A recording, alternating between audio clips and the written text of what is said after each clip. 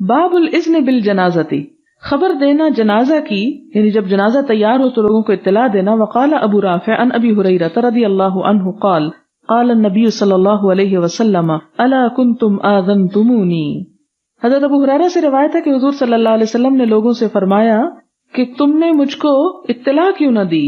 یعنی یہ پیچھے بھی آپ حدیث پڑھ چکے کہ ایک کالی عورت یا ایک کالا مرد جو تھا وہ مسجد میں جھاڑو دیتا تھا، وہ فوت ہو گئے، تو صحابہ کرام نے آپ کو اطلاع نہ دی، تو اس کی طرف اشارہ ہے. حدثنا محمد اخبرنا ابو معاویہ عن ابی اسحاق الشیبانی عن الشعبی عن ابن عباس رضی اللہ عنہما قال مات انسان، ایک شخص مر گیا، کان رسول اللہ صلی اللہ علیہ وسلم یعودہ، آپ صلی اللہ علیہ وسلم اس کی عیادت کیا کرتے تھے. فمات باللیل، تو رات کو فوت ہوا. فدفنوہ لیلا، تو انہوں نے رات ہی میں اس کو دفن کر دیا. فلما اصبح، پھر جب صبح ہوئی، اخبروہ، تو انہوں نے آپ کو خبر دی. فقالا، تو آپ نے فرمایا ما منعکم ان تعلمونی، کس چیز نے روکا تم کو کہ تم مجھ کو بتاتے. قالوا کان اللیل، لوگوں نے کہا کہ رات کا وقت تھا. فکرہنا، تو ہم نے ناپسند کیا.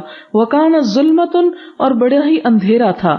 ان نشق علیک، کہ ہم آپ کو مشکل میں ڈالیں. فأتى قبرہ فصلی علیہ، تو آپ صلی اللہ علیہ وسلم اس کی قبر کے پاس آئے اور اس کا جنازہ پڑھا.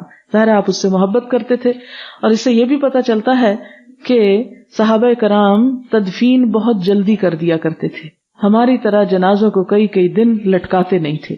تو زیادہ پسندیدہ چیز کیا ہے کہ فوت ہونے کے بعد جلد از جلد دفنا دیا جائے.